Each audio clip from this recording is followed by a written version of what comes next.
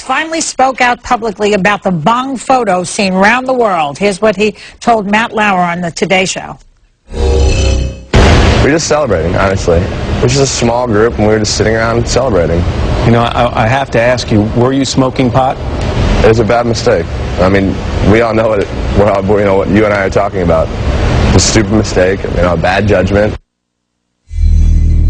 Should marijuana be legalized? We'll debate the pros and cons right now. In the anti-legalization camp is actor Stephen Baldwin. And on the pro side is Congressman from Texas, Ron Paul. He was a presidential candidate, and Paul has sponsored hemp-related legislation. Gentlemen, round one. Okay, what's your reaction to the hoo-ha over the Phelps photo? Ron? Oh, I'm sorry, over the what? Over the photo, the Michael Phelps photo. What was your reaction to all of that? What happened with Michael Phelps?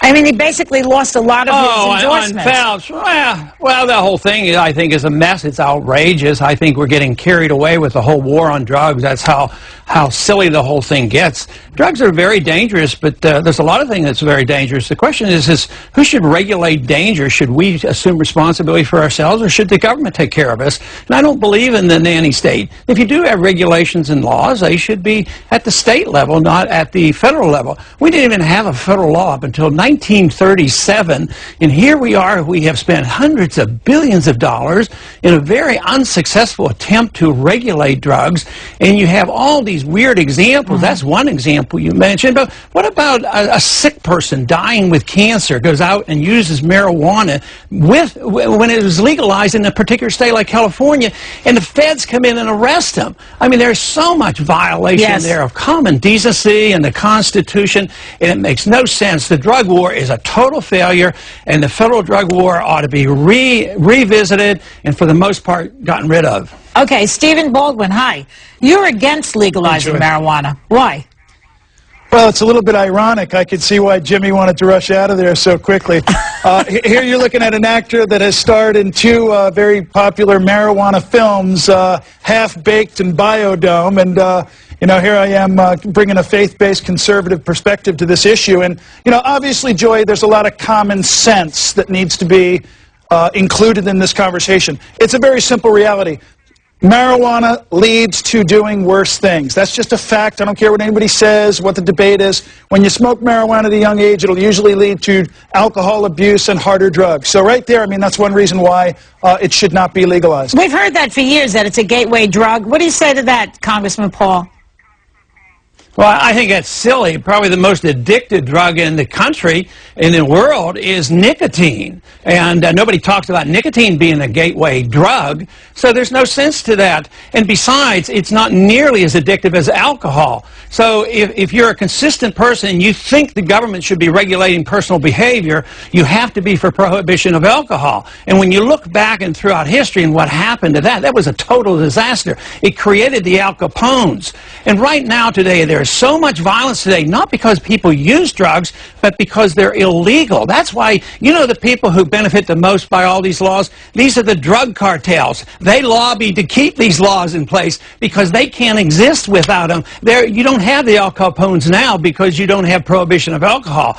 Prohibition is what is bad. And this does not mean we endorse personal behavior that is not beneficial. It just means who regulates personal behavior, and it shouldn't be the state. There's no benefits to it. It's just like regulating church behavior or religious behavior of any sort. So I see no purpose in doing this. Okay, Stephen, we'll get back to you when we return. Okay, more Baldwin versus Paul.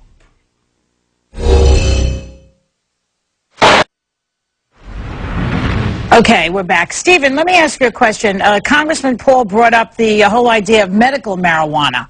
What is your response to that? People have glaucoma, they're nauseous from anti-cancer drugs. What do you say to that?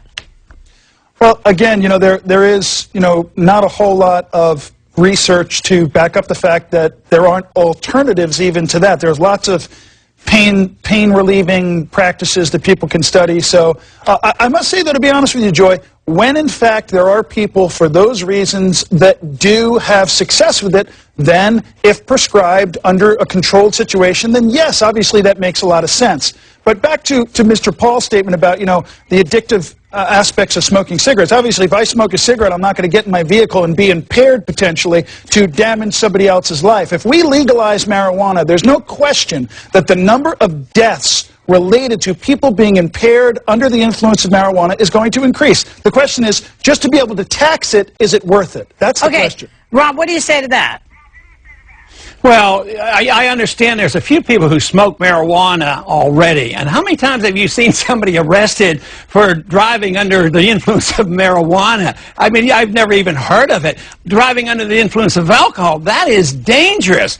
But people shouldn't do that, and they should be responsible. But you can't get more people smoking marijuana. It's just that what is so bad is the war on marijuana, putting people in prison. They can be caught using drugs for the third time, never committing a violent act, and putting them in prison for life. And yet rapists and murderers can get out. And if you think of all that expenses, you're talking about hundreds of billions of dollars that get spent on this.